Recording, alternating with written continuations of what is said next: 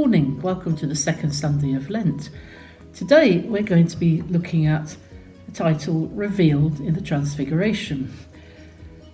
This word transfiguration, it comes from the Latin roots trans, which many of you know mean a cross, and figura, which means shape or form.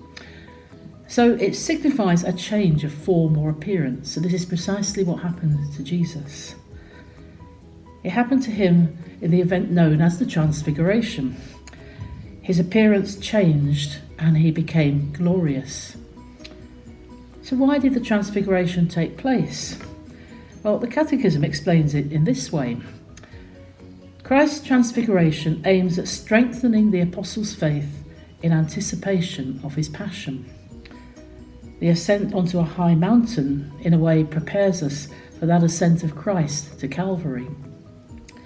Christ, the head of the Church, manifests his body and he radiates himself to us in the sacraments.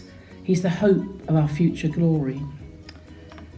The account of the Transfiguration is recorded here in Matthew 17. It's a demonstration to those three witnesses, Peter, James and John, who Jesus Christ is, who he claimed to be. In all three accounts of the Transfiguration of Jesus, we're given the names of the disciples who accompanied him, Peter, James and John. They were the inner core of Jesus' friends, the ones he trusted to wanted to show this miraculous event to. They were the human witnesses. They were the witnesses to the glory of Christ. There were also three heavenly witnesses, Moses, Elijah, and the voice of God from heaven. So therefore, the Old Testament, the law of the three witnesses, they're required to attest to any fact which was satisfied both in heaven and on earth. Right? Remember that little tract, where two or three are gathered in my name, we witness to the presence of God. The Transfiguration of Jesus was a unique display of his divine character, and we get a glimpse of his future glory, which Jesus had before he became to earth in human form.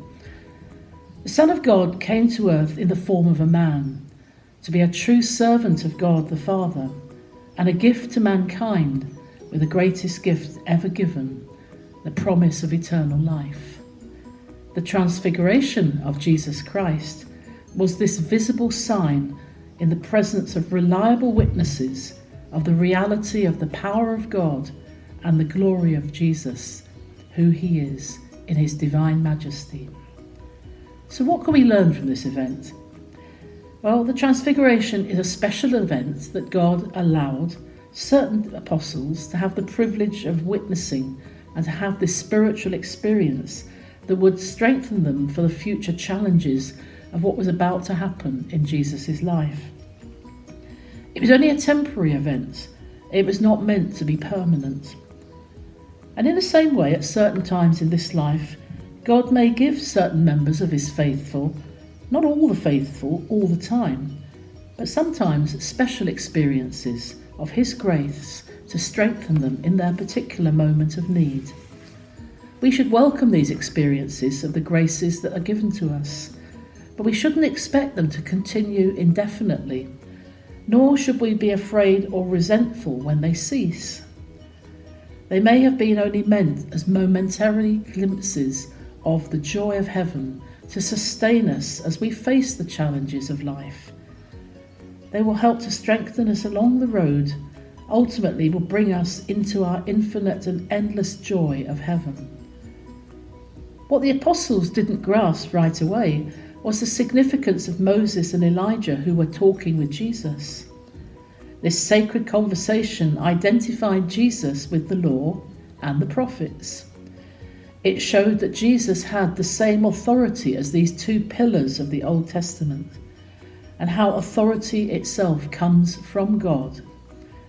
And to leave no doubt, God's voice from heaven drove the point home with the words that we heard in an earlier affirmation at Jesus' baptism of his status. This is my Son, the Beloved.